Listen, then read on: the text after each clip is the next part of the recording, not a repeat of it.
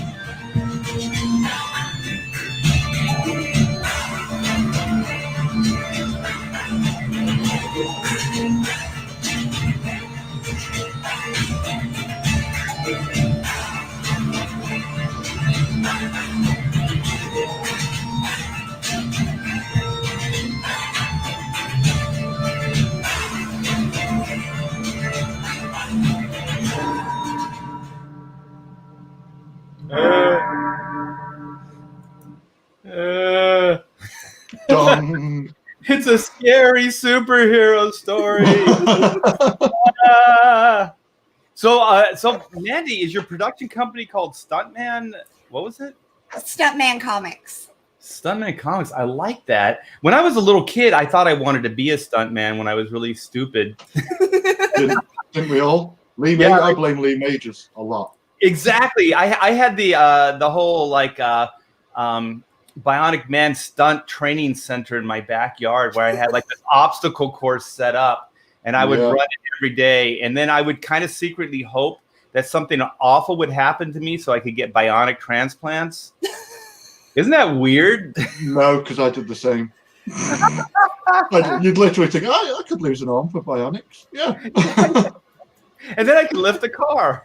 To be honest, I'd still be down for that. Yeah, actually, that wouldn't be bad. Okay, so you guys have been going 4 days now, is that right? Yeah. It's a 30-day campaign.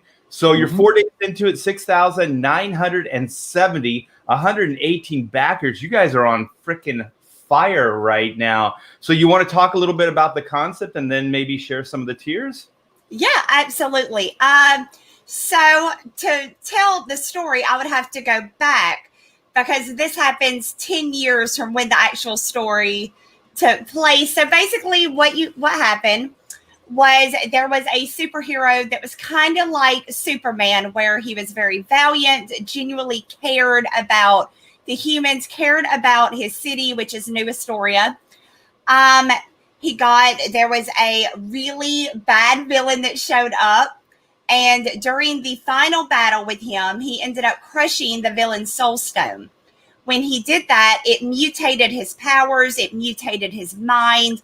It basically killed him. But the issue is he's a superhero, so he can't really die. So he is dead, but he's not dead. But he's also lost his mind. So to save himself before he went completely crazy and killed everybody, he went and locked himself into the sewers where he ate rats and just kind of fed upon whatever he could find down there as his mind is slowly deteriorating over the years. Now he's down there thinking the humans above are going to help me. They're going to help me find a cure, or I'm going to be able to eventually overcome the crazies and be able to go back up to society.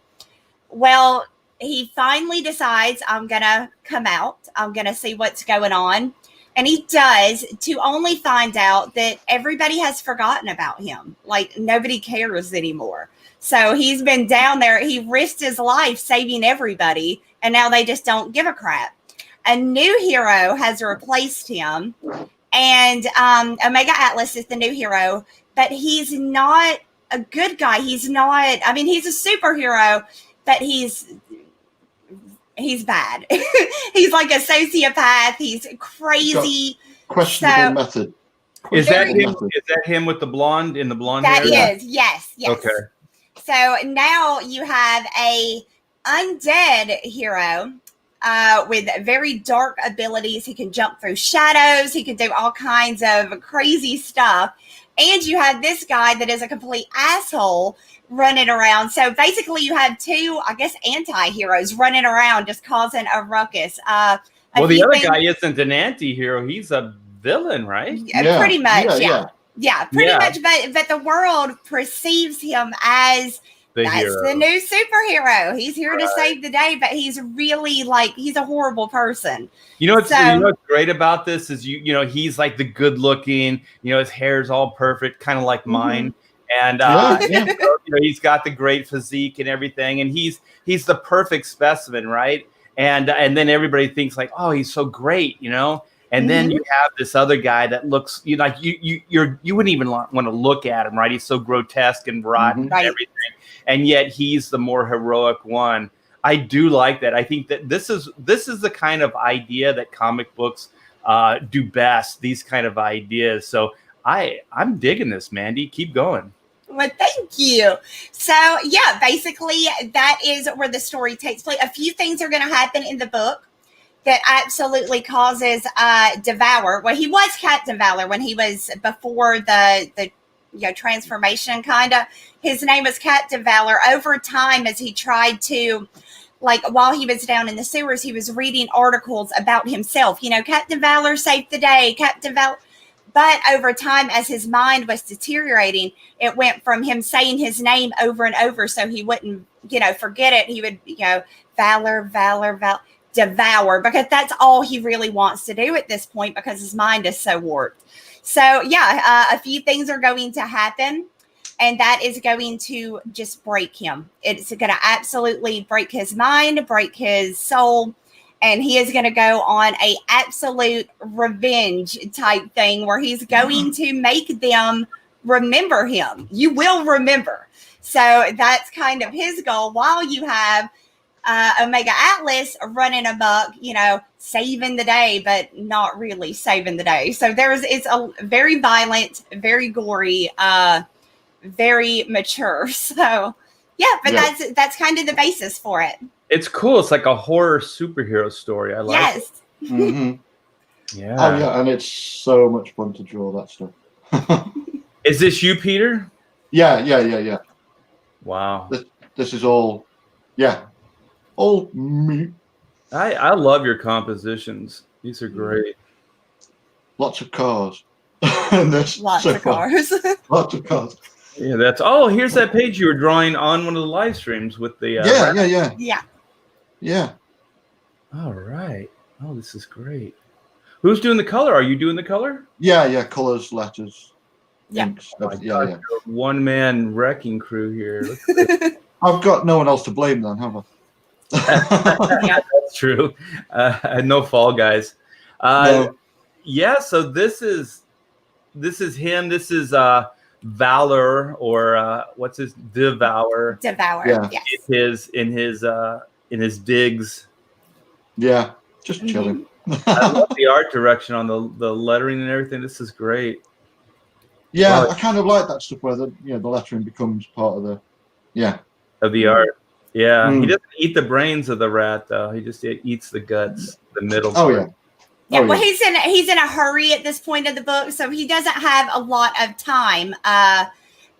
He has a visitor.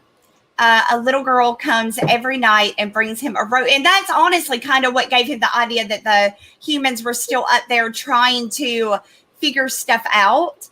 Was a little girl comes every night and brings him a rose from the rose bush in front of her house. And that little girl made him think, he looked so forward to seeing her every night. And he's thinking, if this little girl remembers me, everybody must remember me as well. So, he's just trying to control the thirst or the hunger, basically, until after he sees the little girl. So he's just grabbing whatever he can find, quickly eating and rushing to her. So he doesn't want to eat her.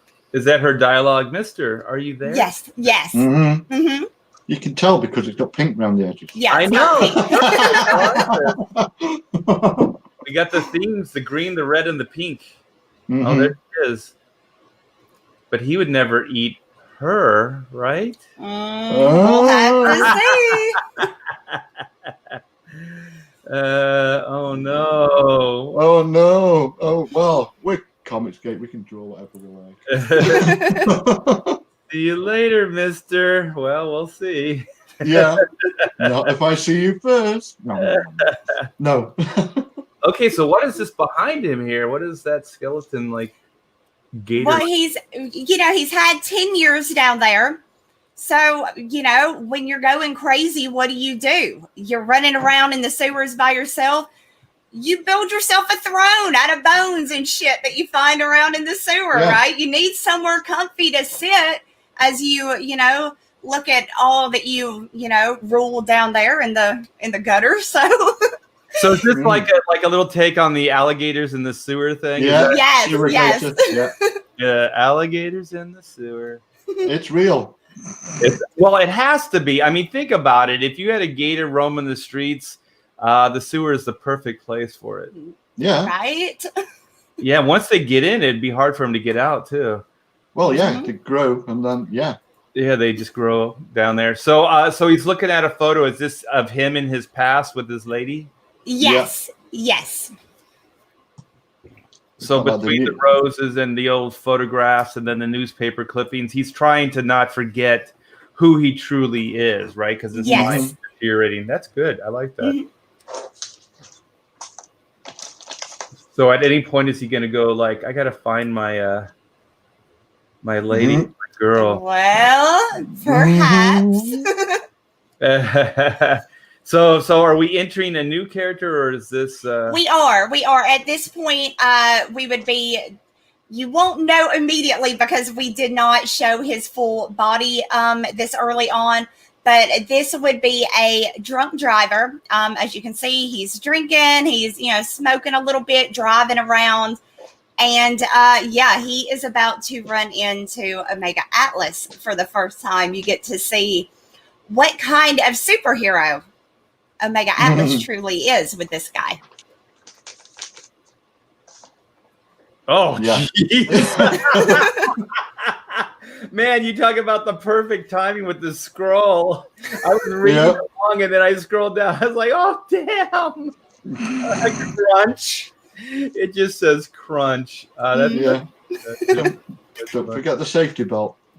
Yes. Oh, my gosh. That guy, I don't think he's ever going to do that again. No. What was Mad Mothers Against Drunk Drivers? They should endorse this guy. To shoot this video. Yeah. Oh yeah, all the internet activists are going to be completely torn on this book. Oh, so is this him remembering back? No, this is actually 2 new characters that are being introduced. That is that's Cole, and I can't tell who they are because I don't want to give too much away. But these characters, says Cole, so we know it's Cole. Yes, yes. This is a girlfriend and a boyfriend that they will play a semi-significant part in the book. It all builds. And as you can see, she was sleeping. He's coming in just being playful, like jumping on the bed and scaring her. She's kicking him off the bed. And if you see on the TV in the background, it's showing the crash. That's not really a crash. You see what Omega Atlas did, but the news is reporting it as, oh, it's a drunk driver. He just got into a car accident, but got obliterated when he went through the windshield. Yes, yes. Yeah. The law enforcement aren't that bright, I don't think. Oh, there we go. Well, they're either not that bright or they're terrified of what will happen if the same. Yeah, they're probably not going to question it. Mm-hmm. This is awesome. He mysteriously thrown from the car, and his head exploded. I'm such a detailed story guy. Like, is this wallet on the dresser here have any significance?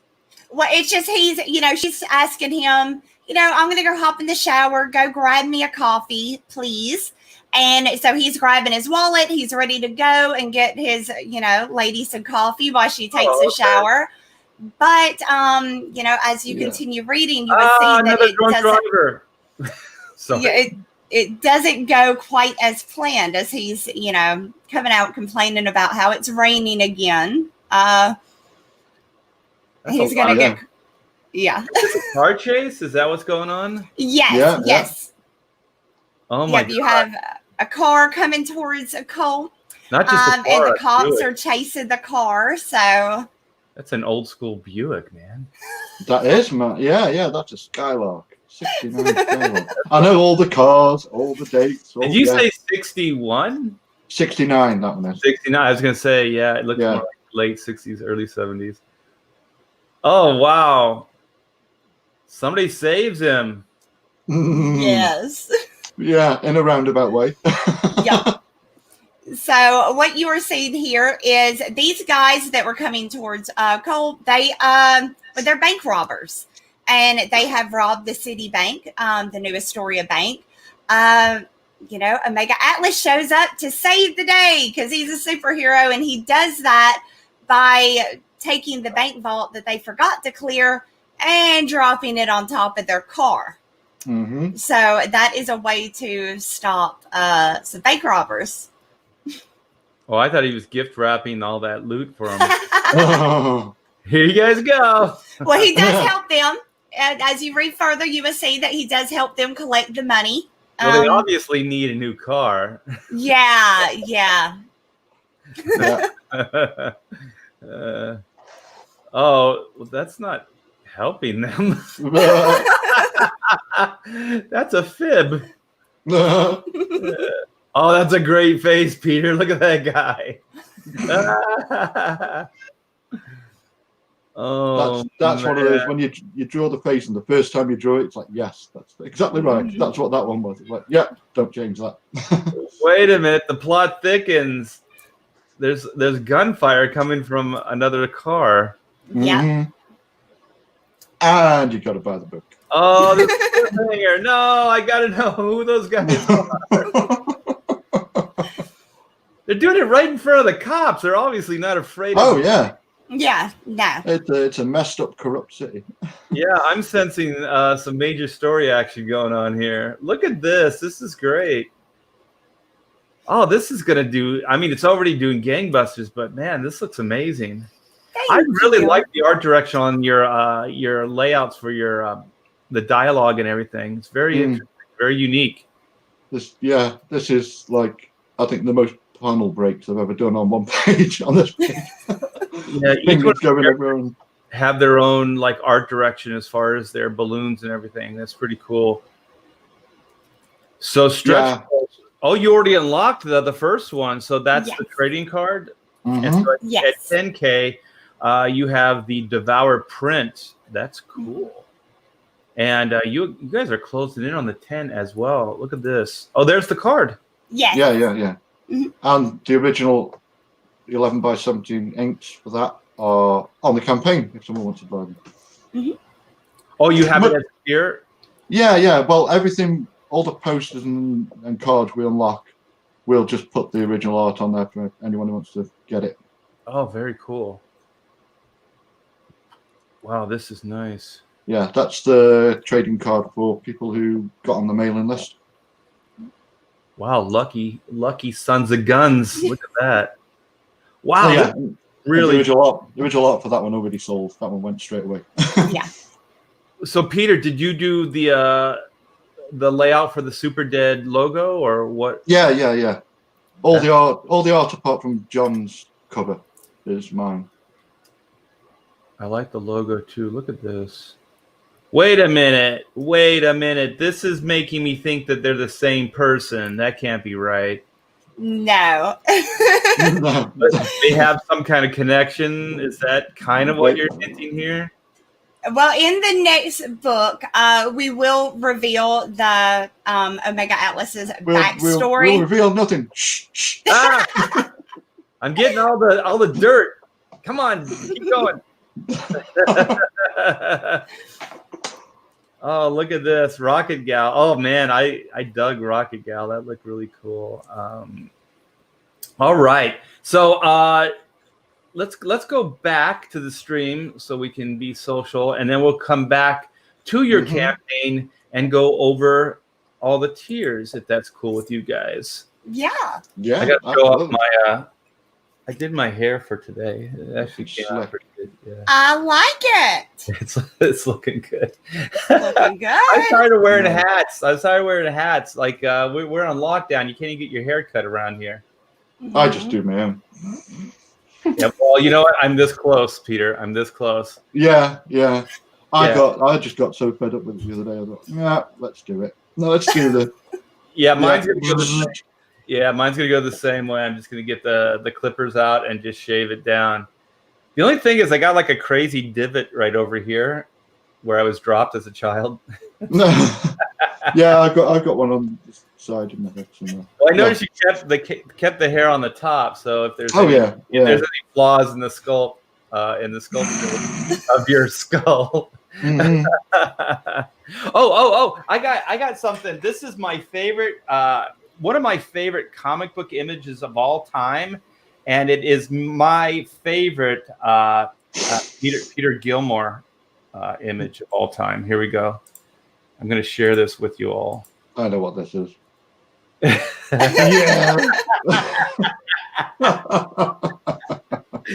That's how I look every morning. I just have that dumbfounded look, and I'm pointing fingers at everybody.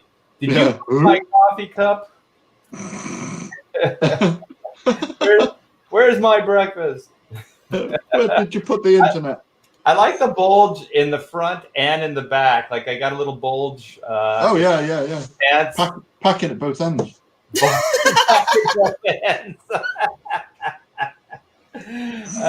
Look at that. Oh, man, I was so flattered, Peter, when I saw this. I was like, oh, man, you are the coolest. Yeah.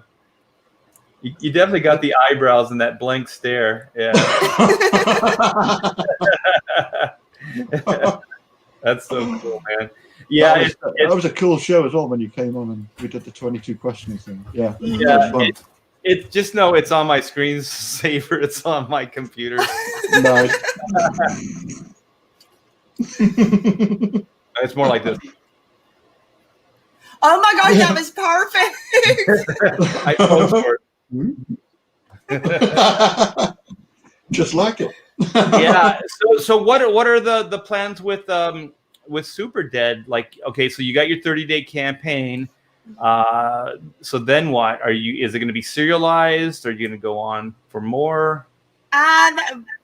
Well, we plan on, I have at least 4 books that is worth the story. So we're going to keep doing it until people don't want it. As long as people like it, I'm going to keep writing it. So you're going to keep doing it as kind of like a serialized story. Are they going to be cliffhangers that go into the next, or are they going to be kind of one and dones, but it's going to have the same character involved? No, I can say in this one, it's not going to leave you. It's a one and done. It's not going to leave you on a cliffhanger. I don't like cliffhangers. If I can help it, I won't add one. Right. I like there to be some kind of end. So, especially with like crowdfunding, because the gap between them, Exactly. Yeah. So then it's going to be a one and done, but then the next story arc will be, it won't be a continuation of this story arc, but it will be similar characters, revisiting the world, the characters, all that other stuff. Well, it's going to pick up kind of where this one left off. A few characters might not make it into the next book, so it's going to pick up exactly where this one leaves off, but it'll go kind of a little bit different because we're going to focus a little bit more on Omega Atlas with the second one. Okay, I think I get it. So the story, as far as like your beginning, middle, and end, will be in this issue, but there will be some dangling plot lines that will continue into the next. Yes. Okay. I like that. I am echoing. Let me see if I can make that stop because, wait, it stopped already. Yeah. Okay, never mind. It stopped. I heard it earlier too, but I thought maybe it would just go away. Yeah, so Wyatt, yeah. It's like, I like, like TV shows where each episode is its own self-contained thing, but there'll be a thread through what, I like that kind of stuff. Cliffhangers annoy me now. Yeah, when we were, I'm talking with my partner about, I got an animation deal with Black and White, so we're trying to figure out like how to keep the series going, and we're kind of fans of all the above, kind of like the Netflix, because we're thinking of going more like, with the Netflix business model where you have one episode and then it kind of goes into the next episode and so on and so forth. But we also like kind of the one and dones, and we also like the ones that have like you kind of plant the seed in this story, and then maybe 3 or 4 stories down the line, then you pick up that thread. So I think what we're going to do is we're going to do all the above. So we're just going to incorporate all 3 of those ideas. So there'll be one and dones. There'll be plot lines that we plant seeds, and then we continue like 3, stories down the line, and then stuff that just like is a complete cliffhanger into the next storyline. So it'll do like a double episode sort of thing, or whatever. So it won't seem like Gilligan's Island where everything is the same storyline. Like, I wonder what's going to happen at the end of this one. Oh, they don't get off the island. Yeah. Yeah. After 3 episodes, you're like, I've seen all of these. Mm-hmm. Yeah. So keep watching them. Yeah, but you keep watching because there's nothing else on. Yeah. Yeah. I do. I've been watching Happy Days again recently. So. I'll tell you, like the first season I think was pretty good, but then it really just became a campy sitcom, didn't it? Like towards yeah, too many characters. That's what happened. Yeah, but it almost became like a parody of itself. Like one of the characters would walk in, and then the audience would go crazy, like it was Beatlemania, and then it's like, what am I watching here? Is this a stage show or is this a TV show?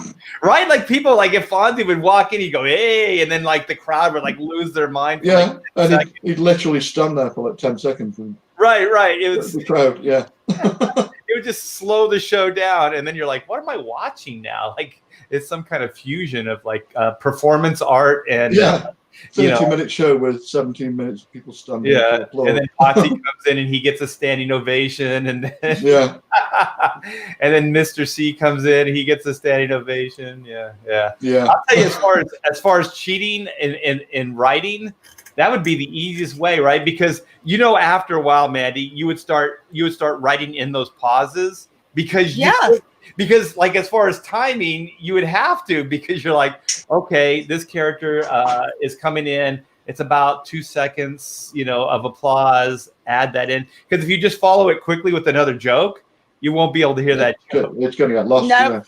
No, that would actually be quite easy to write because you can. Yeah. Could you do with a comic, like just have a blank page saying applause? I don't think that'll work.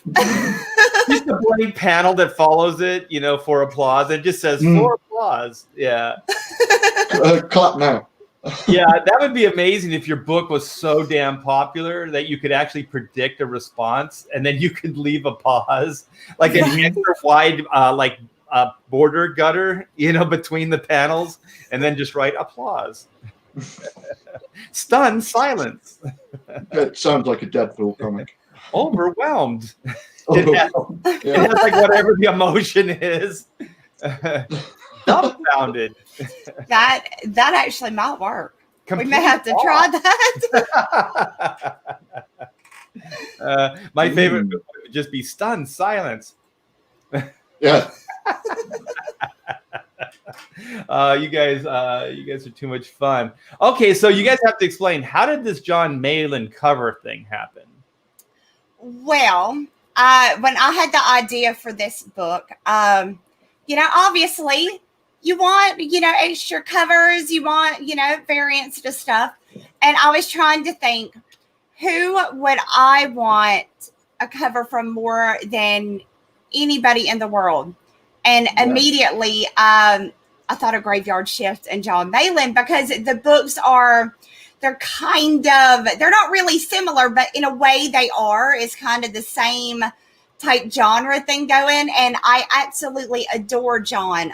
He's just one of the nicest, most helpful guys within CG. He's just amazing. So I hit John. I was so scared to ask him too. And it was like, John, would you please? And I was so nervous. I sat there, I rewrote it like a million times. And finally I got brave and I hit send. And a little bit later, John came back and he was like, no, I would love to. And I like, oh, are you kidding me? And then I started doing my happy dance. And so. We did have days of DMs between me and Mandy. And she's like, should I ask him? I don't. Oh, no, I can't. I'm not going to. I will. And I'm just. It's like asking a guy out or something, right? Yes. It was so what crazy. If he rejects me? Like for me, it's more like the rejection. It's not so much the asking. It's like, well, what if he rejects me? What if she won't go to the prom with me? Right. What if he won't do it? I'm more like, what's the worst that can happen? They can say no. It's like, do it. Yeah. Well, it's the problem is if you care too much, right? Like if you just don't care, it's like, whatever. Oh, it's not that I don't care. Well, the reason I said that, Peter, is I meant it more like, I'll just draw the cover myself. Like you have that go-to. You're like, Mandy doesn't have the artistic go-to. She does draw. She draws very well, but on this project, it's you. So you're just like, well, I'll draw the cover. Yeah. But John came back with absolutely, I'd love to. And I was just like, oh my gosh, we got a John Malin cover. Like, what? Oh my gosh. So I ran around for a couple of days. I when he said yes, I started screaming. I was like, oh, and everybody, like my kids and my husband are all looking like, what the hell's wrong with her? But yeah, no. And then I started running around. I'm going to jump back like that. Yay. So, Mama done gone crazy again. Yeah. That's awesome. That is so good. You told John that, right? Oh, yeah. Yeah. No, I talked about it. And John was like, God, I literally just screamed. And John was probably like, yeah. Yeah. He's a little stoic. So he's like, cool. Yeah. John's just too damn cool. He was just like, yes, cool. Yeah, I love awesome. John. Yeah, I love John. So who did the coloring? I have a feeling who did the coloring, but who did the coloring? On John's cover. Let me say his name right. It's the same guy he uses for Graveyard Shift, but George, I'm scrolling down trying to get to his name. I'm scrolling. Nathan George. The colors are great. And the thing is, they look like they were inspired by Peter's art direction on the interiors. Yes. The colors actually look real similar to the interiors. Mm. Right? Oh, Anthony George, a.k.a. Z. So it's the same. Anthony is the same guy that does all his colors for Graveyard Shift as well. So they look like a departure, though. They really do look like they were inspired by Peter's interiors. Did you guys show yes. any of the artwork to them? Yes. When I asked him if he could do it, I wanted to. I actually sent him, I think it was like the first 4 or 5 pages, just so he could read it, he could see it, and see if this was a project that he, was cool with doing a cover for. But that is true as well. I knew Art was working on Chrono Mechanics, a black and white, so I thought about it, but I know Art's been very, very busy lately. Yeah, so I didn't harass him about it. Yeah, I'm so sorry, man. I would love to do more of this stuff, but I'm really slow. And actually, there's so many hats that you wear, when you're in fulfillment and you're putting all this stuff together and you're dealing with the different vendors and stuff like that. I'm finding I'm excited by it, but I'm finding I have very little time to do anything else. Even just promotion takes up so much time. Yeah, Wolverine says he wants to see the happy day. Well, there you go, man. Okay. There you go. There's the happy dance. I'm sure there's some feet involved too, but the canvas is set up so far. Yeah. Yeah. I'm sure you were doing that shuffle thing with your feet, right? Of course. Well, I just cheated and I looked at your campaign. So let's see where you guys are at. You guys just went up.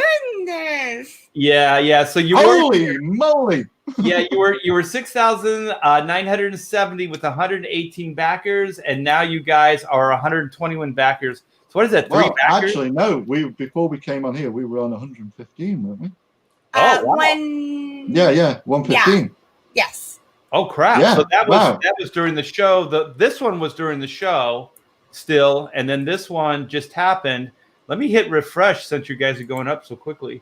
121 backers, 122 backers. Wow. Thank you guys so much. Oh yeah, killer, man! You guys flipped it over to a 7. Yeah, and now you're a little over 300 away from 8,000 in 4 days. That is killer, man. So while we're here, do you want to talk about the tiers a little bit? Yeah, absolutely. So our featured tier will include both covers, Peter's and John's. Also, it'll include 2 sketch cards. I will be drawing one, and Pete will be drawing one. So you'll get a little bit of both of our art with this tier, plus both covers, and of course any stretch goal that is unlocked already and will be unlocked in the future. So yeah, that one is the featured. Yeah, so they already got the 1 trading card, right? Yeah. Yes. Well, and if they're on the mailing list, they've got 2. Yeah. Yes. Yeah. I mean, if anyone bought Walk the Wizard, you'll see how much from one of Mandy's campaigns. You'll see how much extra stuff you get. There was tons. Yeah, I like and cards and prints. And, I like adding on goodies because it's always fun to me when I open that's one of the things with CG.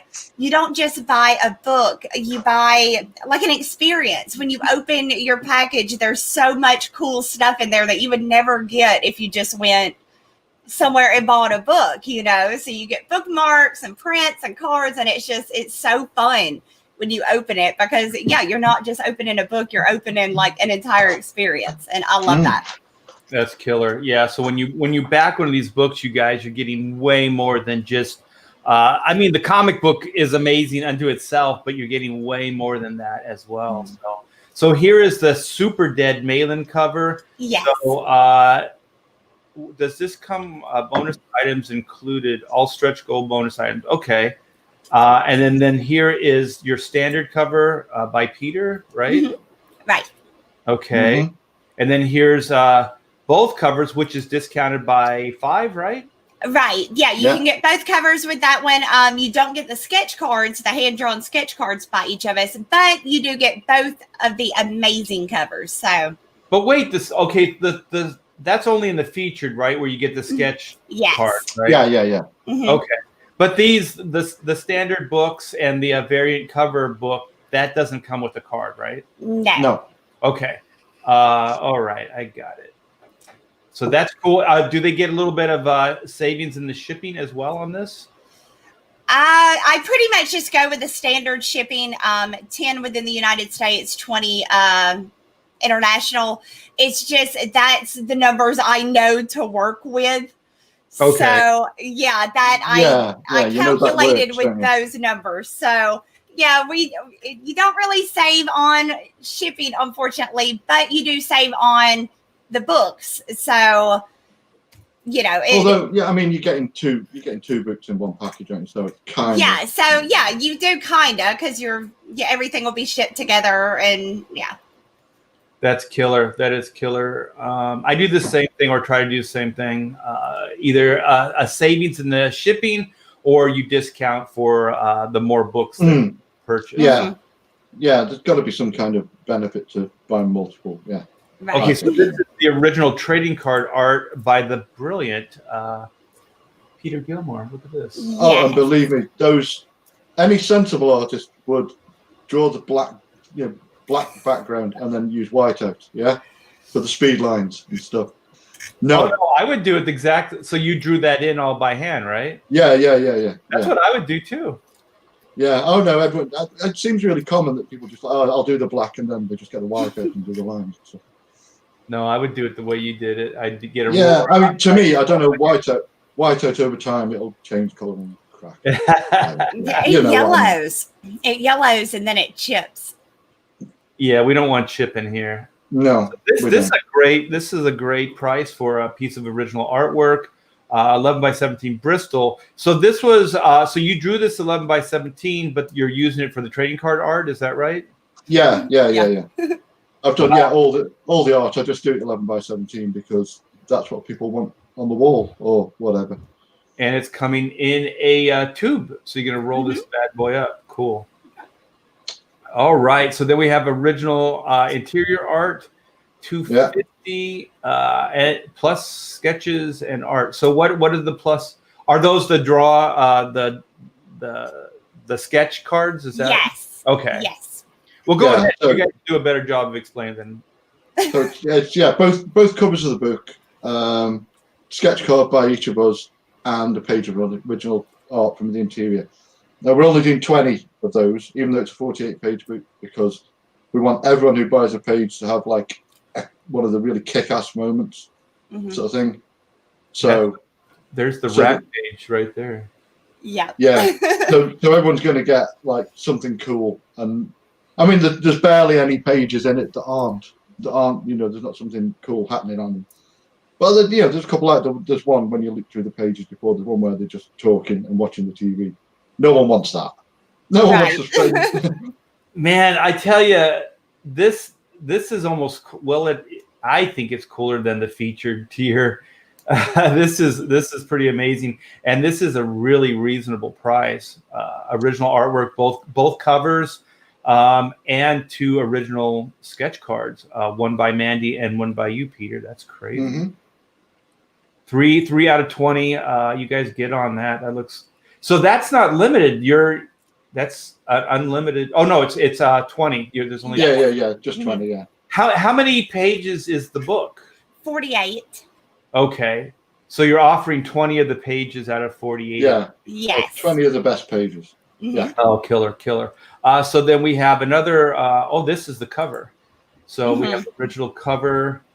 That's where he's coming out of the grave. That's cool. And then this comes with both books and the 2 sketch cards. Yes. Mm-hmm. Yes. Wow. Ooh, we got something sold out here. Both covers and sketches. So that was the original art for the mailing list trading card. Oh, okay. I was thinking it was a variant cover. Okay, so that's the trading card art. Because you're throwing me off, Peter, because you're drawing the trading card art at 11 by 17. There you go. That's the that one. That's just pencil, that one is. Yeah. You want to get all the detail in there. That's awesome. Yeah, so these are killer tiers, you guys. There's something for everybody. Super Dead looks super cool. And wow. And then you got a John Malin cover on top of that. Yeah. I know. And of course, nobody would have any question if John Malin was going to kill it.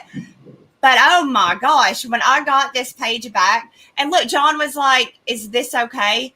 And I'm like, "Are you shitting me? Are you really asking me if that's okay?" Yes, that's okay. You're John Malin, of course it's okay. You're amazing. Even just the inks. Right? Oh my god. Fantastic. Yeah. I like the cat. Just like looks like it's swiping the flies. Yes. And he drew a little, you can't see it on the computer, but you can see it when you zoom in. There's a tiny little like spider hanging down right like near the cat. And it's such a small little thing, but oh my gosh, that was like one of the first things I did. That and his butt, because John drew this dude some capes. He's got the capes now.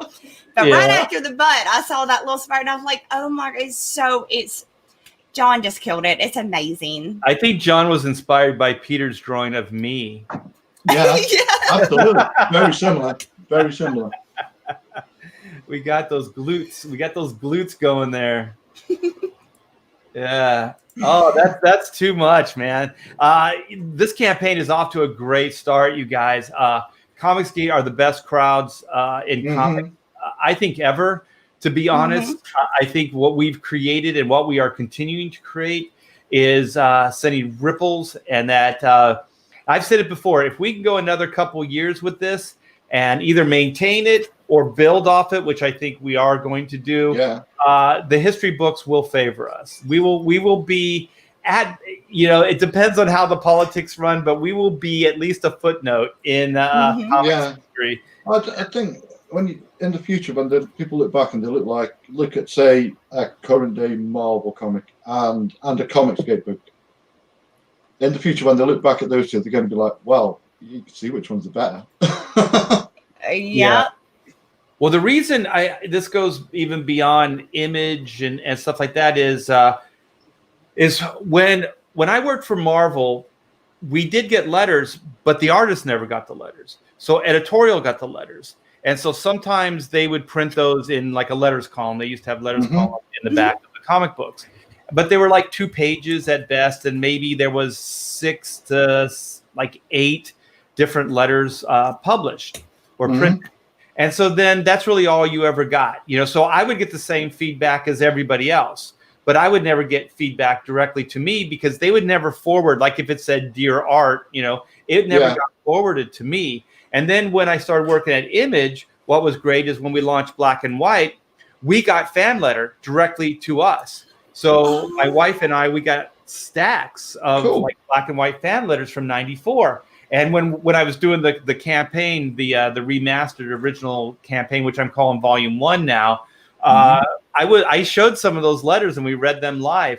And it's great. But now with Comicsgate, there's people right here in real time that are talking with us and hanging out. And this has never happened before. Like we are interacting directly with the people that are purchasing our books, enjoying our books, things like that. And this is an amazing time. And I'm old enough to I still remember the Dick Tracy communication watches, where you could actually see, the other guy, in the watch. And it's like, this is real time Dick Tracy shit, man. Look at what, it is, yeah.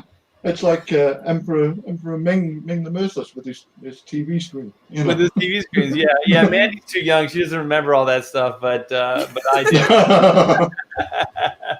do. I mean, this is real time. So this is a modern miracle. I think this is an amazing time, and all these books are coming out so great, and everybody's figuring out better ways to fulfill, better ways to create these books with this new kind of business model. Because like what you were saying, Mandy, and I kind of learned the hard way with Black and White, is to try to think of them more as one and done. So you can keep a storyline going, but create that one book, because these are more events now. So like for me, I was still thinking of monthlies, because, I have 35 years based on the monthly, serialized comic.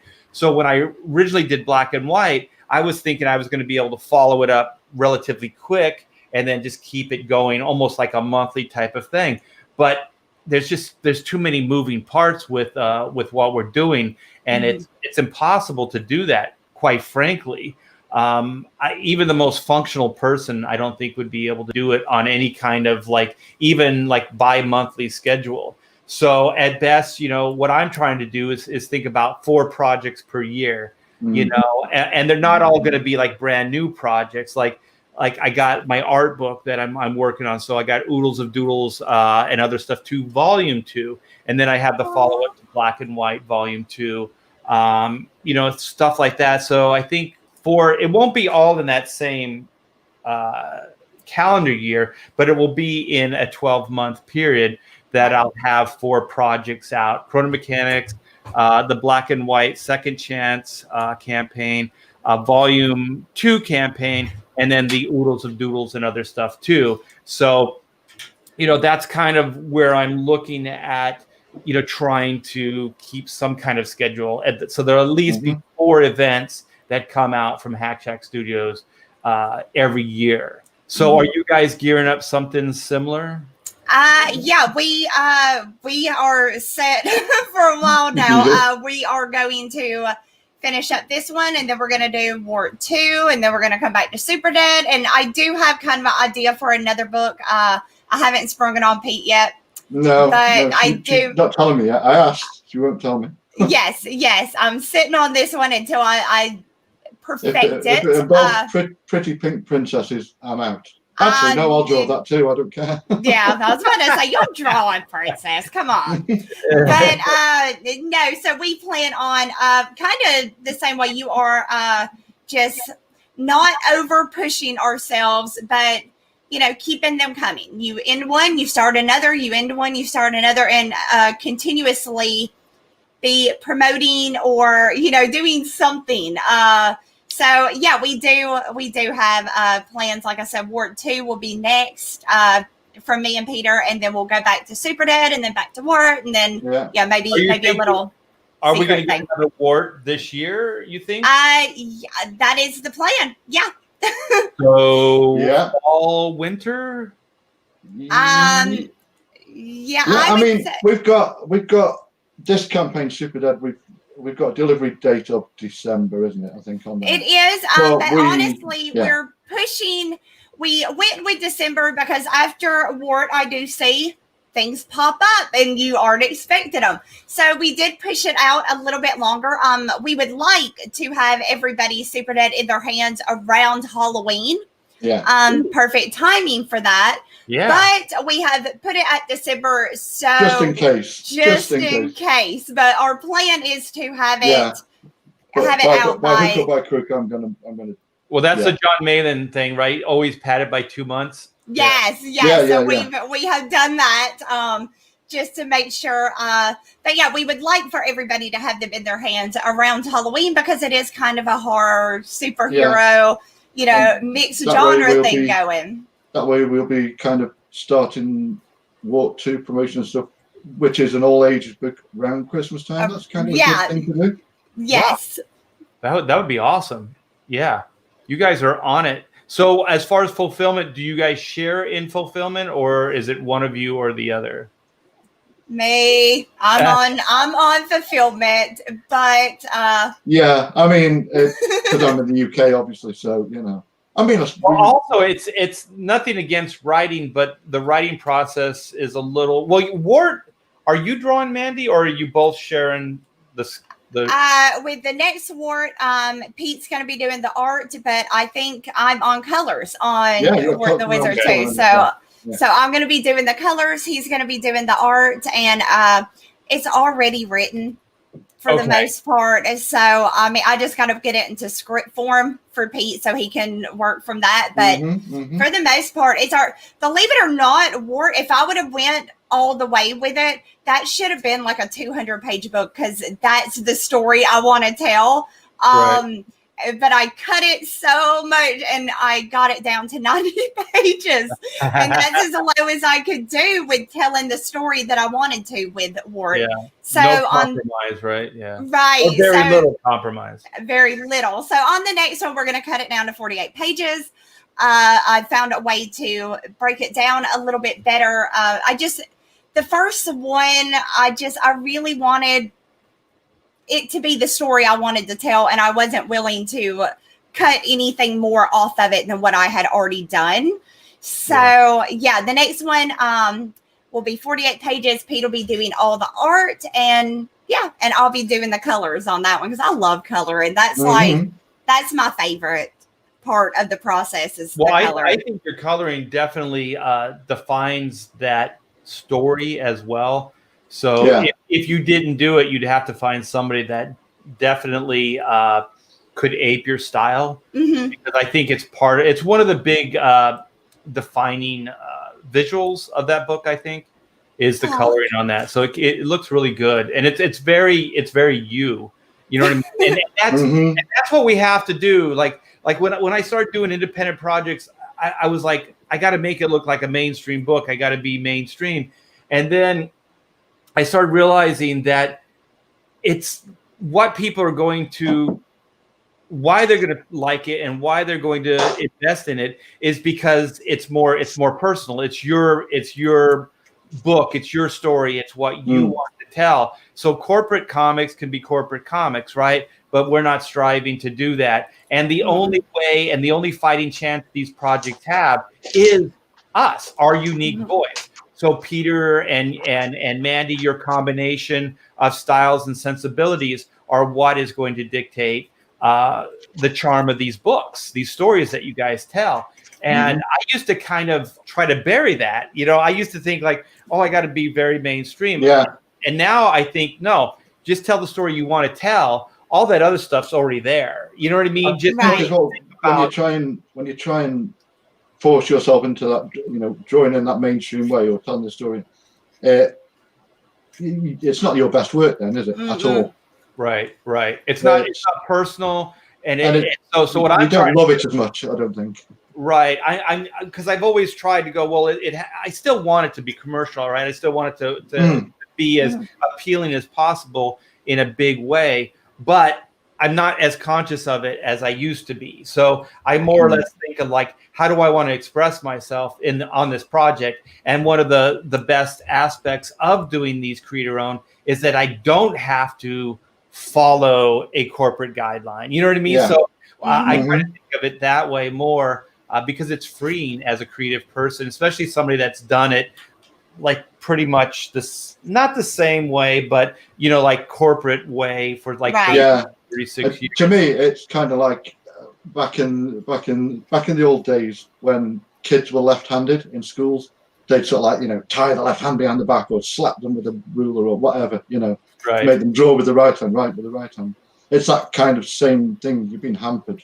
Yeah, it's almost like I got to slap myself in the hand with Stop. Having said that, I mean, Super Dead is probably the most commercial looking of my. Well, I think what Peter just said to us, Mandy, is like, we don't have to follow the rules anymore. We can do whatever the hell we want. I think that's what Peter was saying. Yeah. That is, yes. And it makes it so much more fun when you're able to rely on your own instincts and you're not trying to fit this mold that somebody else has created.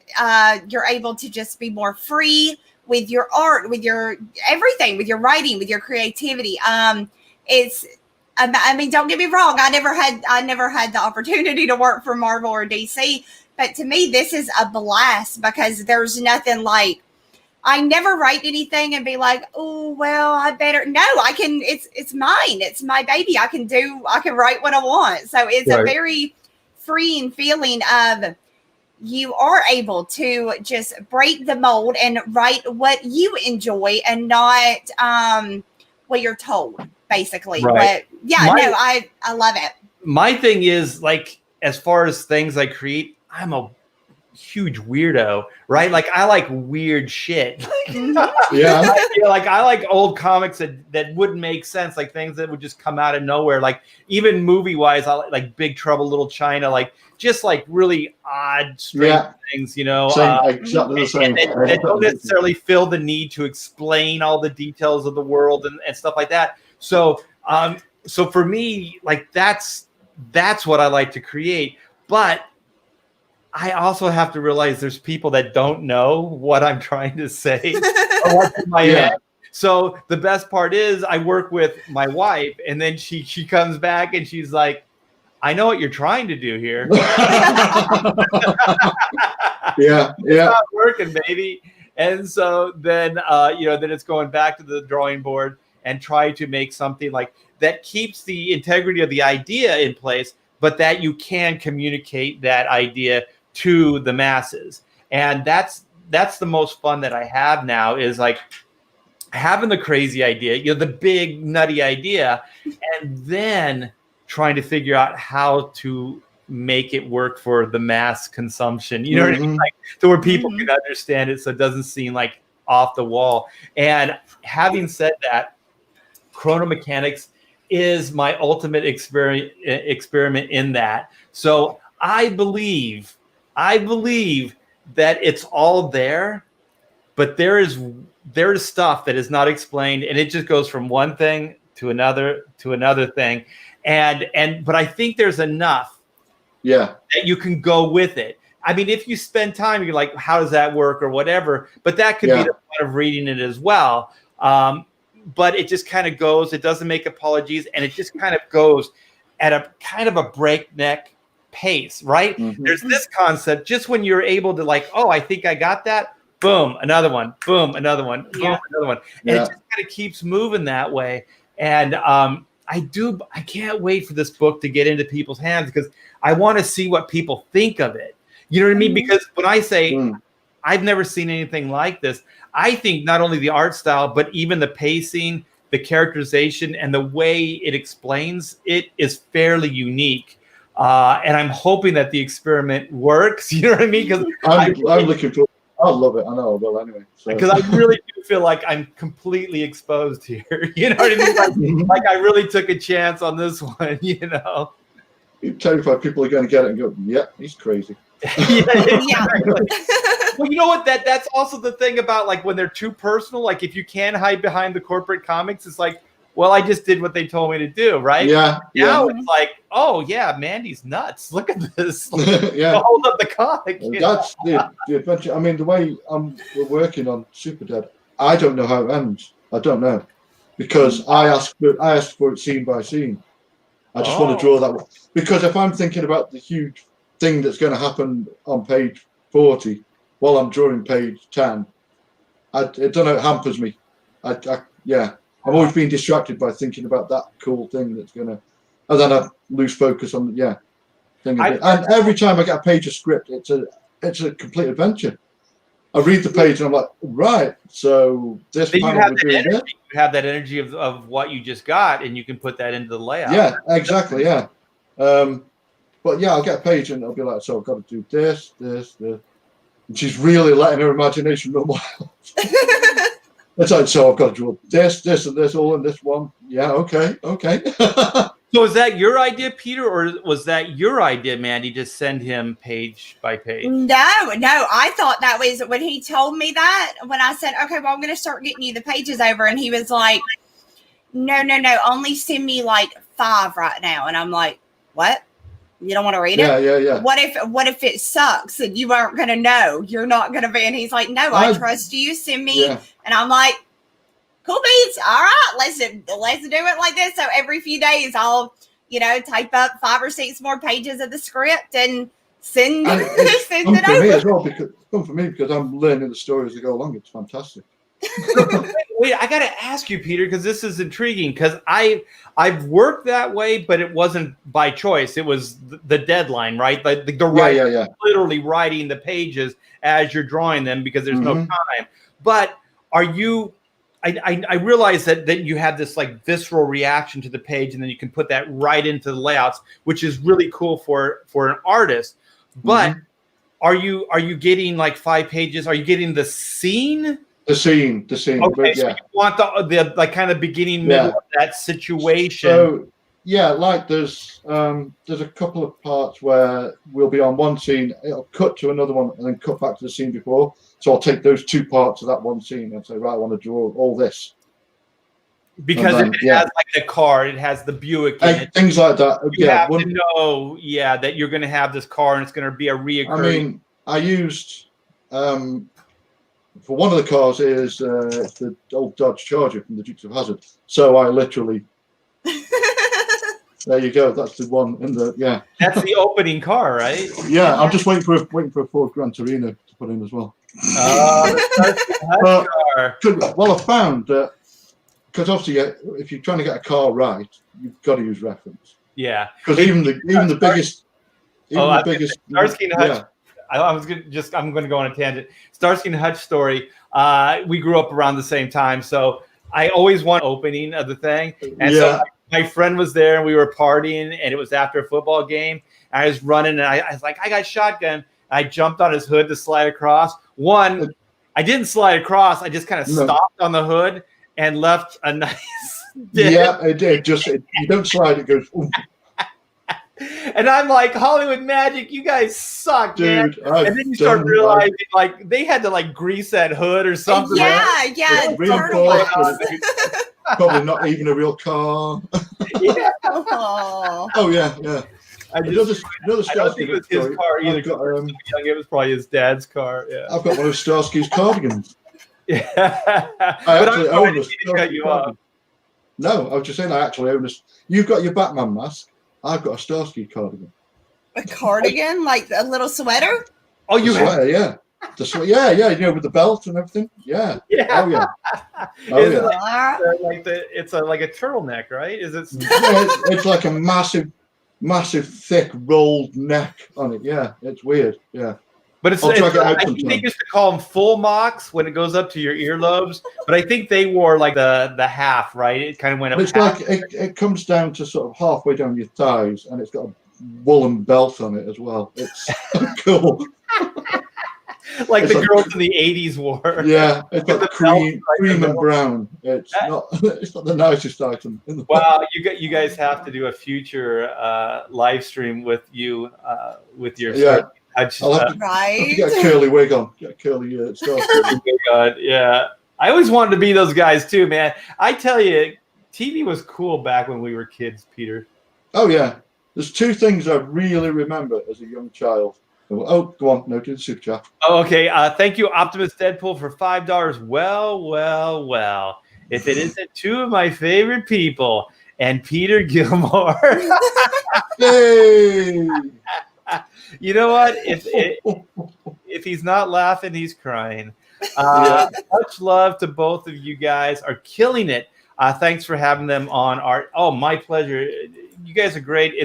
I like people that it's never pulling teeth. You can just go and talk for an hour or so and just have fun. And I feel like we're old friends here. So it's very, it can go from one. You can go from the pulling teeth one to the. Let me speak. Let me get a word. Yeah. You always know when everybody is excited when everybody on the stream starts talking at the same time. Yeah. Mm-hmm. And what usually ends up sucking is because also if you have a joke, you're like you see 3 people throwing the joke out at the same time and no one can hear the joke, and then it's either the one that got it out just before the other one or the one that says it right after that gets the glory, right? Like, yeah, it becomes like a little bit of a like an arm wrestling match. Like, yeah, first. Yes. tactical live streaming. Yeah. Yeah, and then there's the people like I think John Malin's got the timing perfect because usually he won't compete on that level. He usually has a joke that's slightly before it or slightly after. Mm-hmm. So he's got the timing that's perfect for these live streams. And to tell you the truth, I love it. It makes a great visual, like when you're watching, or like makes it entertaining. But personally, I hate it because like I'm not that way, Yeah. Yeah. I have the idea. I have to say the idea. Yeah. Yeah. So let's go back and we'll play the video one more time. And then if you guys don't mind, if I could do a little shilling for Chrono. Absolutely. Are you kidding me? Chrono Mechanics looks amazing. Like what? Like what? All right. So Peter says this isn't where we started. We started a little less than that. So then here's where we were. Let's see where we're at. 7280. You got one more backer. So 7375, 123 backers. Oh, thank y'all so much. I promise you guys are going to love this one. I promise. Pinky swear. Pinky swear. Don't you have to pinky swear with somebody? Did you hold your pinky up to the screen? I did. So then they have to hold their pinky up to the screen. Yes. Wait. Okay, yes. let's do this right. Let's do this proper. Make it big. All right, let's do this. And wait. We got a pinky swear. Okay, ready? Everybody pinky swear. Pinky with swear. Y'all will love it. I promise. It's good. All right. In the chat, admit how many people actually held the hand up to the screen then.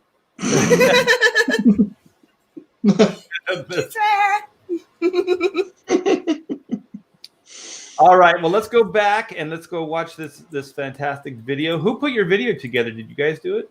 I did, and Pete sent me some stuff to help me. So together, we did this one together. Yeah.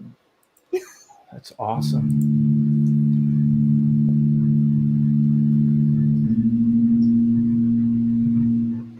I like all the effects. Thank you.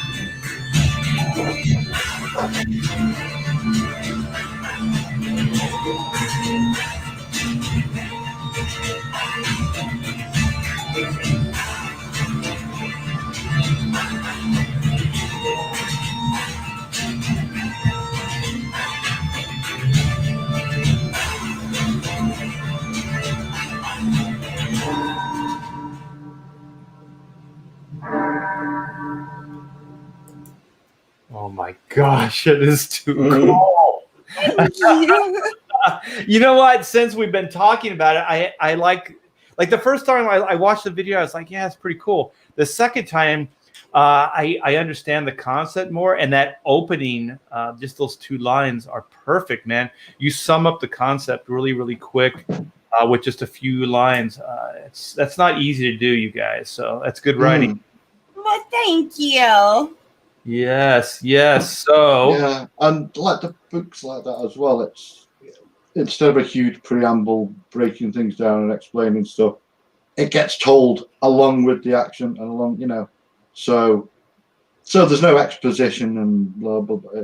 It's yeah. She's good. She's good. She's good, man. She really is. Oh, she's good. She is really, really good. And the thing is, like, I always want to make videos like you guys did because I don't want to be that like, hi, I'm RT Bear, and here's my project. You know what I mean?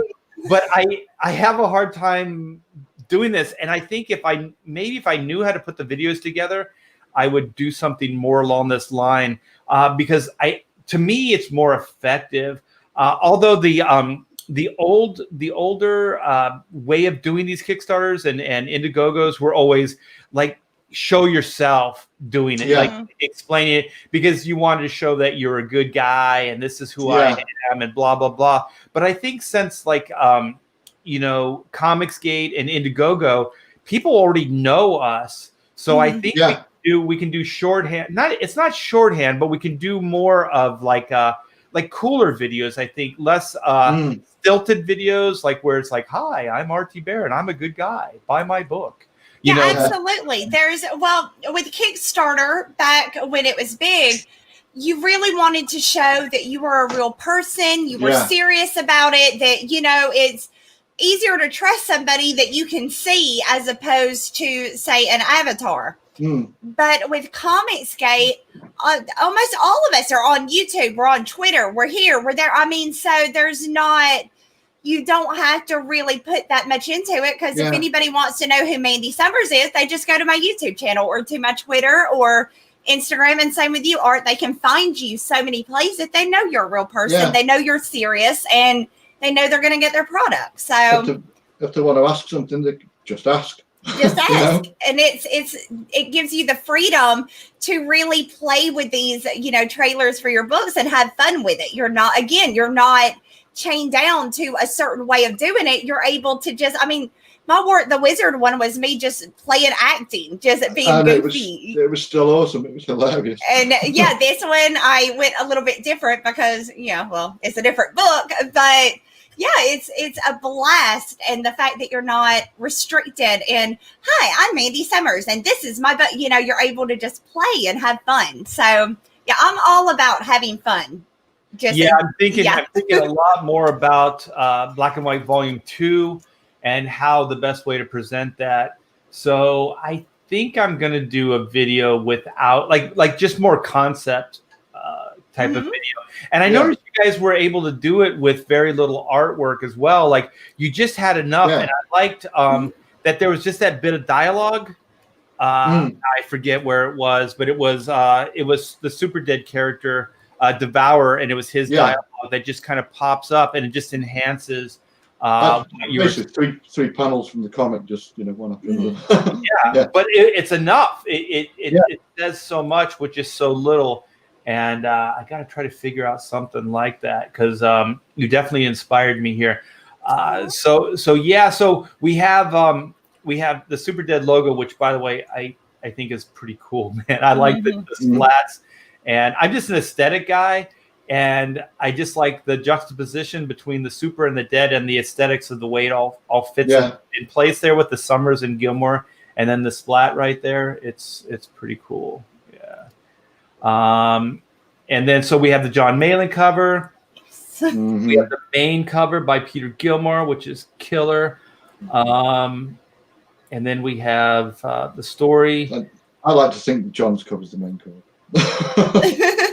Oh, is it? Well, neither are really. It's just two covers. Yeah. Oh, okay.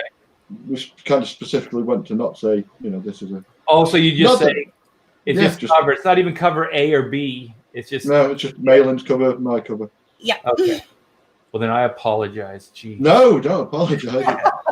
When we first started off, when we first launched the campaign, I think I'd sold like 13 and John's had sold like 6, and I was gloating so hard. Oh, he was so gloating. It was ridiculous. He sold like 50 odd, and mine's not moved. This is awesome. Yeah, so this is a interior splash page, right? Yes. Yeah. So this is the big fisticuffs between the two slash somewhat heroes, I guess. Yeah. Yeah. So what you see is, they're falling from the bell tower. As you can see, it's crumbling around behind them. Omega Atlas would really, really love to get Devour with his lasers, but as you can see, it's not the Exorcist. He can't get his neck back there. So while they are just plummeting to the ground, you see Devour's claws are just ripping into them as they're going, and he's trying, Mega Atlas is trying. But yeah, this is like kind of in the middle of the battle between the two.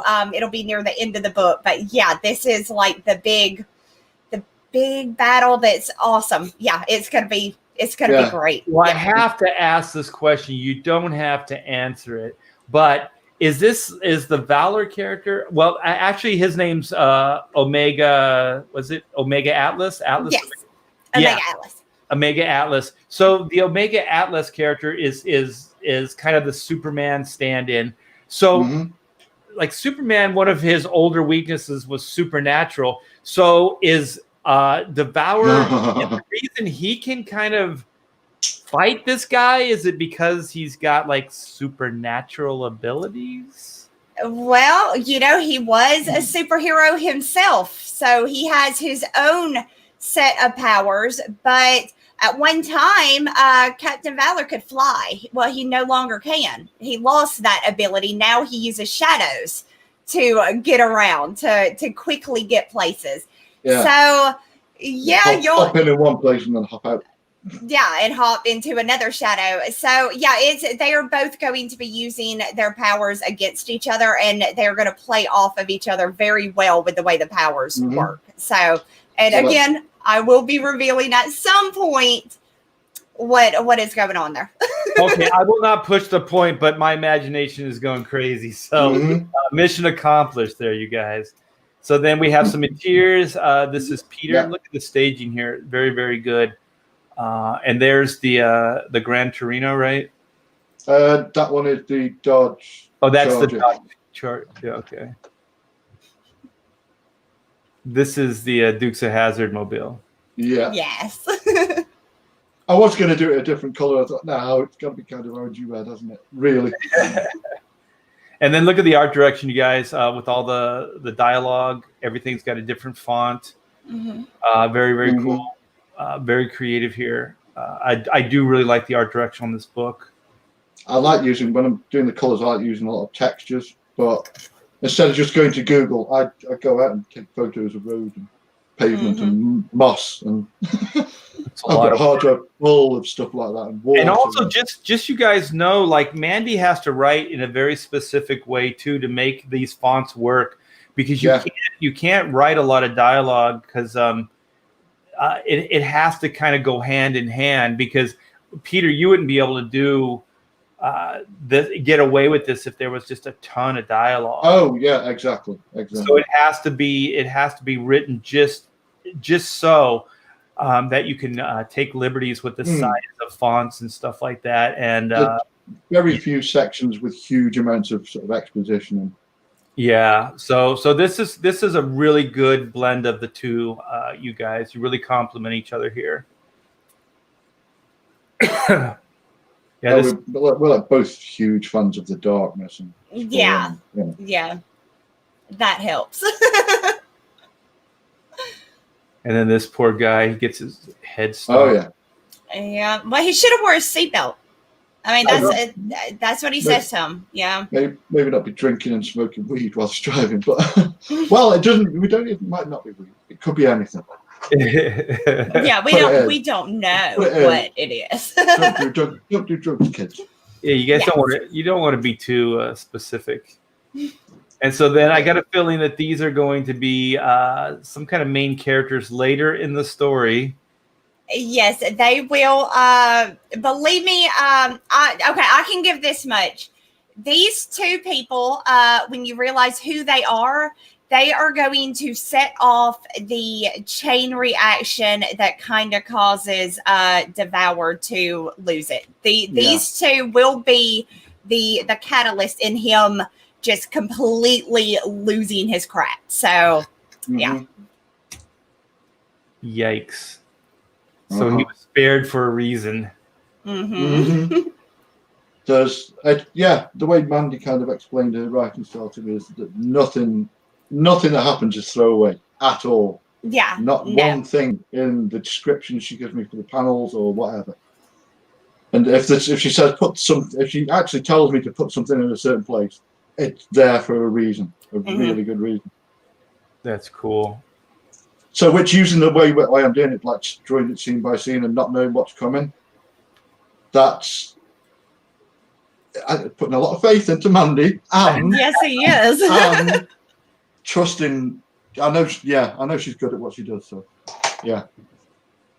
Whenever I see these scenes in comics and movies, I always want to grab all the money up and just run. I know, right? That's exactly. That's wow. Wait till you read the rest of the book. Yeah. I still have that dream from when I was a kid. I don't know if you guys have this dream, but you're like walking to school and then you look down and you find a quarter and you're like, oh, cool. You pick it up and then you keep walking, then you find another quarter and then you keep walking, you find a $1 bill and then a $5 bill, then a $20 bill. And then by the time you get to school, you like have $100 or something. I'll tell you what, when I was married briefly and on my sort of like stagnant, or what do you call it, a bachelor party thing. A bunch of us went out drinking anyway. The first pub we left, heading to another one, we found a money clip with £1,000. Oh wow! On the floor, just lying, a roll of cash. Wow. Now the police station was right next door, so we did the honest thing. We said, "Look, we found this." The dude at the police station said, "Put it in your pocket, go away." Wow. Because he knew it was probably drugs money or something. Yeah, and he probably knew that the chances of finding the person that dropped the money is 1,000,000 to 1. Yeah, my daughter found like $100 bill at like a supermarket, and so she was really young. So we encouraged her to go and give up the $100 because then we explained, well, what if it was you and you dropped $100 bill and somebody brought it back? You would feel very, very good about that, and it would renew your faith in humanity. So she did, and then they have like a policy of like if somebody doesn't claim it in X amount of days, then you get it. And so I think she ended up getting the money in the end. And I think honesty is the best policy with that stuff. Absolutely. I've done the same with my little ones. They find money, you go and turn it in. You have to teach them to be a decent, you got to show them. So I do the same thing with my little ones. The most we've ever found though is $5, but she turned it in and the lady actually gave her a 20. So she turned in 5 and got the lady, oh, thank you. And she was really nice and gave her a 20 for being a good citizen. So it was nice. That is cool. All right. Well, I tried to be a good citizen. Yeah, well, no, that wasn't you. I mean, it was the police department, right? They were like, yeah. No, I think they were good Samaritans to you because they knew that the likelihood, of this ever being claimed and stuff was next to nothing. And so then, I think that they were being good Samaritans back to you in the long run. Well, I'm not complaining. Although there was a bunch of we split it between everyone. It was like, okay. Now they have drugs. But, we drank for free that night. That's cool. All right. Well, I'm going to be a little self-indulgent here. Wait. I don't have to do that. I could actually have done it. Oh, well, it's good. I came back because Henry... is that the old Optimus? Yeah. So we got Eddie Winkler. I almost said Henry Winkler. Thank you, Eddie, for the $5. Hey, anyone. Hope you're all doing. Oh, hey, everyone. Hope you're all doing well. Mandy and Pete going to be back tonight when I get home. Have a great day. Thank you. Thank you. Awesome. Appreciate it. Fantastic. Yeah. Yes. So thank you for that. Let's go. I don't have to do this, but I could do this. Click this, click that. All right. So here is Chrono Mechanics Retrofit. They do more before the dawn of time than most people do all day. Like I said, we are so close to 50K, you guys. Under 1,500 actually. And I do want to take a moment and thank you guys for all the support. This, like I said, it is a little bit of an experiment. It's way outside of the box for me, not just visually, but as far as storytelling as well. So I can't wait for you guys to see this book And please let me know what you think when you get it. So it started off as a 48-page. Well, it was saddle stitch. It was a floppy. So we got it to a 60-page with stretch goals and help from you guys. And we turned this into from saddle stitch into a square bound. So this is a full-on deluxe graphic novel format, you guys. So thanks again for that. This is team 9.2 of Sector 7. And we have Zin, Oot, Caravaggio, and the newest recruit, Doug. We're really not sure how he's going to fit in with the team yet. That's kind of what the adventure is all about. So I have some interior pages here.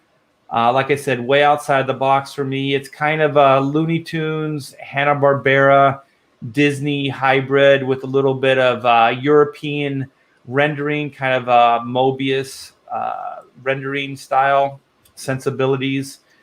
And so that's kind of where I took my art cues from. Just kind of jammed in all the things that influence me and that I like. I've been told it's kind of like a Hitchhiker's Guide sensibilities. There have been people that says that have looked at it and previewed and seen some of the previous Chrono books, and they say it's very English, like the humor is kind of British. And so I was like, well, I don't know where that came from, but I am a big Hitchhiker's Guide to the Galaxy. And if you guys haven't heard the BBC radio broadcast of that, it's better than the book, actually. Oh, yeah, it is. It really is. Oh, you've heard it? Oh, yeah. Yeah, I love it. I absolutely love it. I've read the books. The movie really stinks, to be honest. It does. But that TV series are better. Yeah, and I think Douglas Adams had something to do with the radio show. So I think he helped write, what do they call those, teleplays or whatever? Yeah. Yeah, so that was pretty cool. So yeah, there's a lot of that. Some people were like recently saying it's kind of Time Bandits-ish. So yeah, it has that kind of feel to it. It's kind of off the wall, fun. It's got action, adventure, sci-fi elements. Obviously, it's time travel with a very I guess blue collar feel. You know, they're very working class guys. It's kind of like the super fantastic meets the mundane. You know what I mean? Like the things that they're seeing, no human being will ever see in their lifetime, that they see on a daily basis when they go to work. But to them, it's just their pain in the ass job. You know what I mean? They see all the answers. They see all the strings, like how the universe is put together and everything. But to them, it's just like, oh, well, it's just another day, right? Mm-hmm. This book, I mean, it just looks fun. Yeah, I mean, literally, the art looks fun. There's all of these unique characters, and no, I am so freaking excited for this one because, again, I like fun stuff, and this book is, I can already tell, it's going to be a really, really good read. I cannot wait to get this. Yeah, Sorry, go ahead. That cool thing that I love where there'll be a page, but there's little things in the background, little details, little bits and pieces here and there. So, first time you read it, and then you look over it again. It's like, oh, look, that little dude in the background, and that, love that stuff. That's fantastic. Well, I can explain this one right here. Okay, so the funny thing is, like, like they've been commuting to get to the work site, and so now they're trucking in the repair truck here.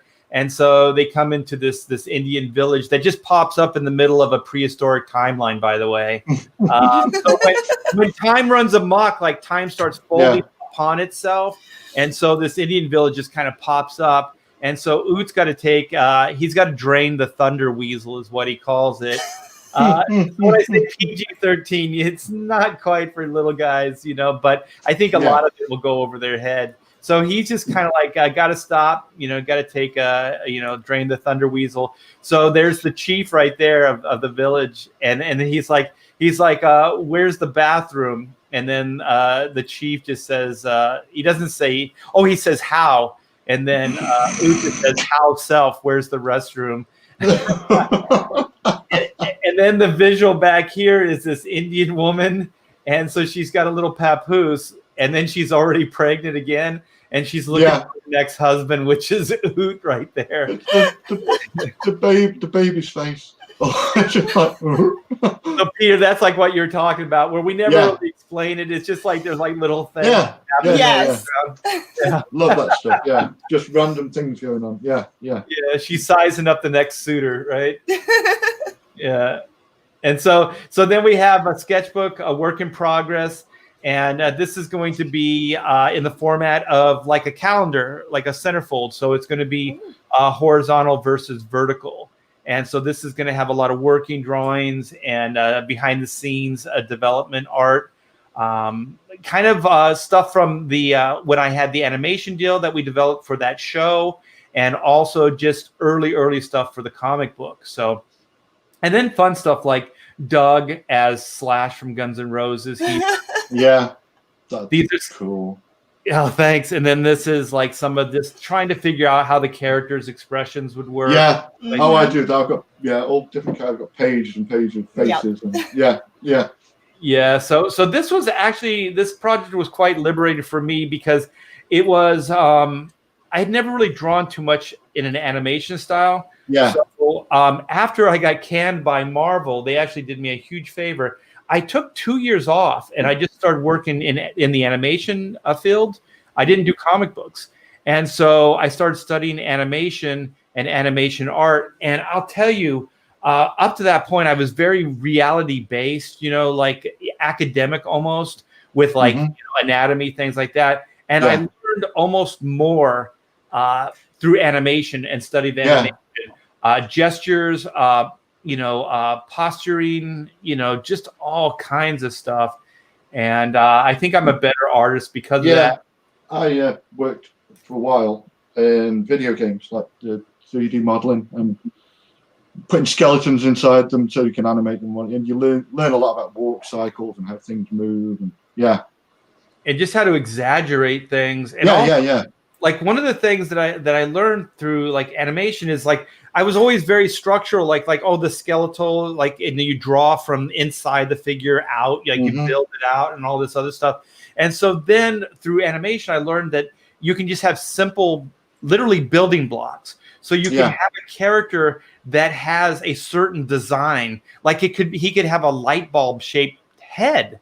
You know what I mean? So every time you think of the character, you think of a light bulb, and that gives you the basic structure, or a square, or like a heart shape, or whatever it is, like for different facial structures. And then I always used to think like, oh, you can't do that because that's not reality based. You got to have these characters grounded. But then if you look at life, I mean, it's a little bit exaggerated, but there are people that have different shape skulls. Yeah. And so, I learned a lot. It was a lot of fun. And so here's Mystery Sketch. This is an add-on. So those pieces of artwork that I was telling you about that are going to be in the work in progress, you can also own. So we're going to throw one of them into one of these envelopes, and you just don't know which piece of artwork you're going to get. But they're all definitely going to be worth the price that you pay, which is the $30. So then we have the Superstar variant covers here. So this I love that. I love that so much. It's really, really cool. So this was Tom Bancroft, and he was a key Disney animator. He worked on Mushu for Disney's Mulan, and his twin brother was the director, Tony Bancroft. So he did me a cool Doug illustration. So this is Sean Cheeks Galloway, who was the key designer on those two Hellboy cartoon movies. Oh yeah. Cool. Yeah. And he also did the design work for, I think it was the Spectacular Spider-Man TV show. Yeah. You with all the friends doing stuff. you know what, Peter? I'll tell you, like the comics industry it's a little cliquish, and they're a little like standoffish. But when I started hanging out with the animation guys, those guys, and you talk about they're just like, I think it's because the industry beat them up so badly that they don't have a lot of pretense, and they don't have a lot of like, I guess snobbery is the word. So Yeah, they're just kind of like, oh man, that's cool. And so if you do comic books and you do and you're like somewhat involved with animation, they think that's great because they actually look up to people that do comics because they actually get credit. You know what I mean? Like they put out a comic, it's their vision, it's their work, it's their voice, like stuff we were talking about earlier. Mm-hmm. And when you're doing animation, you're just kind of a cog, in the machine. Right. Oh yeah. You don't get a lot of accolades, and you don't even really get credit. You're like one of a million other artists that worked on the cartoon show. And so, they were a lot of fun to hang out with, and they really, really just welcomed me with open arms. So I do have a lot of friends in animation now, and it's all because of Chrono Mechanics. So that was fantastic. Yeah, that was cool. So then go ahead. I was going to say, have you ever spoke to John Celestri? John Celestri? What is he? He's he did He-Man, X-Men, that old Legend of Sleepy Hollow cartoon from back in the day. The Disney one? He animated Boba Fett in the Star Wars Holiday Special. Holy shit! He's one of our gang. Yeah, he just put an art book out, and he's doing comics and stuff now. Yeah, he did Space Ace and God, what's the other game? Space Ace, Dragon's Lair. Dragon's Lair, yes, he was the animated Dragon's Lair. Oh, I know who you're talking about. Yeah, mustache looks like the Pringles man. Sorry, John. Did he do an art book? He financed. Yeah. Yes. Yeah. I think I asked him if he wanted to come on the show. You guys know him? Yeah. Well, he drew me a Boba Fett. Yes. Well, if you guys talk to him next, tell him I'd love to get him on the show and just pick his brain. Yeah, I'm sure he will. Yeah. He is just I mean, he has so many stories, so much history. Yeah. It's amazing sitting down and talking to him because like he'll just be name dropping stuff, and you're like, you did that, and you're like I was all fangirling out, and he's like, yeah. A long time ago. I mean, it's just nothing to him. I love him. He's amazing. Yeah, I love animators. Look at his IMDb page, and it's like everything you remember from when you were a kid and beyond. Yeah, I think I looked him up after I realized who it was, and because I think I promoted his art book on my Twitter. Very possibly, yeah.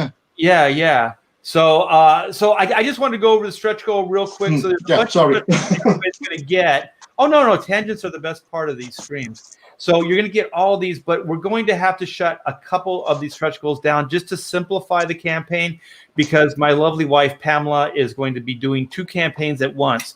So she's working on the Black and White Second Chance campaign, fulfilling that. And we were told by the printer, we're going to get the Chrono books this week. So hopefully Thursday, Friday. So Chrono Mechanics will be going to fulfillment probably early next week. Like I said, it's all contingent on getting those books, which they said we are going to, but you never know. We've been told that before. So at the 35K, you guys will get the movie script written by Matthew J. Hillary and myself. It's 112 pages. So this is a PDF. So as soon as you back this book, you guys, within a couple of days, you will get this PDF sent to you. It's just our way of helping out with this lockdown and give you a little bit of entertainment in the meantime, until you get the book. So it's 112 pages. It's a lot of fun. When you get your comic book, you can compare and see how like a comic book is adapted into film, a screenplay, and it's a ton of fun. So I can't wait to get that into your hands. But as soon as we get the book's in for the printer, I'm going to take that stretch goal down. So if you want to get the movie script, you guys, back now.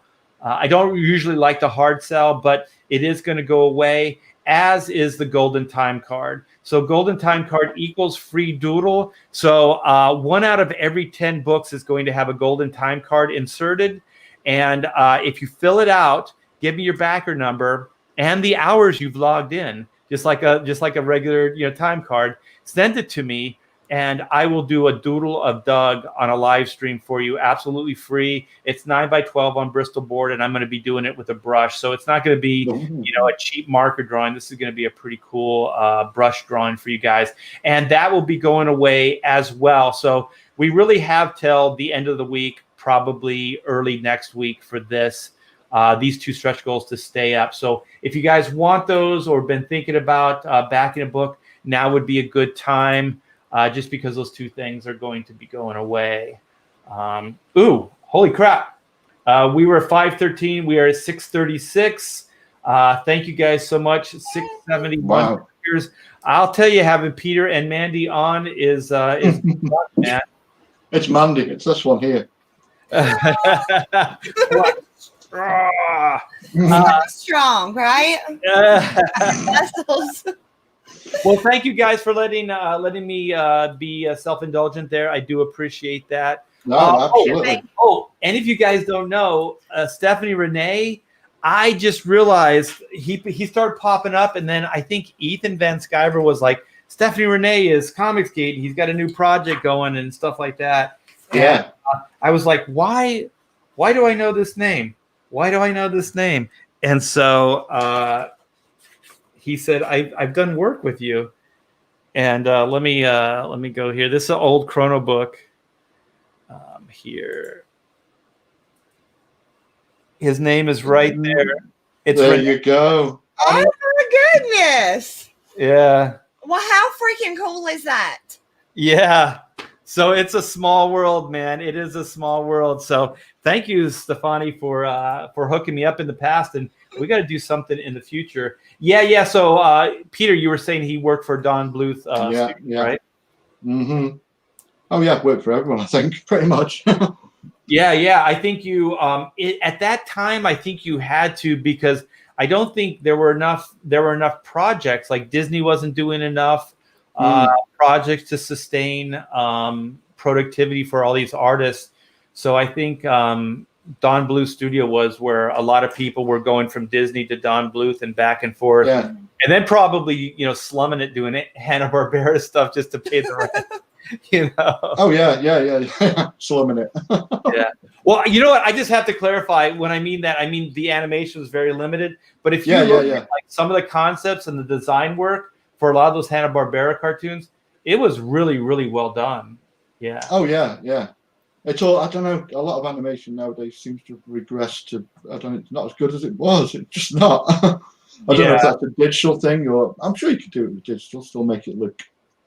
Well, thank you, Jasper. I do appreciate it. And Mandy has a YouTube channel. Yes. What is it called? Is it just Mandy Summers?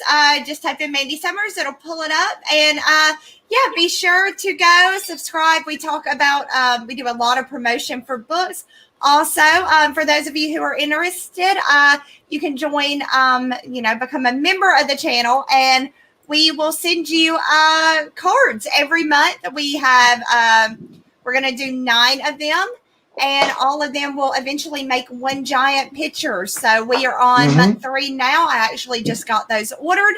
So I was a little behind on it, unfortunately, because of fulfillment and launching. Yeah, been a little busy, but we got those ordered. So the new ones will actually be going out in about a few days as soon as they come in. So, yeah.